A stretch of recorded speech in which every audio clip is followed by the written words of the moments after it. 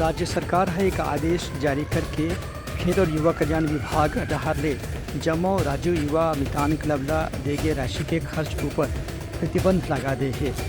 इस संबंध में खेल विभाग के संचालक श्वेता श्रीवास्तव सिन्हा के आदेश से जारी पत्र में कहे गए है कि अब से राज्य युवा मितान क्लबला जौन भी राशि युवा कल्याण विभाग ढांडे देगे रही से बोला खर्च करे पर क्लब ला अधिकृत नहीं कर चाहिए। इस संबंध में कलेक्टर ला अधिकार दे के अब क्लब के पूरा गतिविधियों पर लगातार निगरानी रखी जाए। संगे संग योजना के मद में जौरे ऊपर फिलहाल तत्काल प्रभाव से रोक लगा दे गए है। तो राजीव गांधी विलास योजना थी जिसमें युवाओं को आपस में बांट दिया गया था।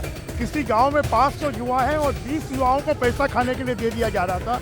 और अभी भी कुछ ऐसे अधिकारी कर्मचारी जिन्होंने अपनी मानसिकता नहीं बदली है वो उन पैसों की बंदरबाट कर रहे थे, इसलिए उस पर रोक लगाई गई है। कोई बंदरबाट नहीं, बल्कि सरकार की योजनाओं को जमीनी स्तर तक पहुंचाने के लिए ये राजीव गांधी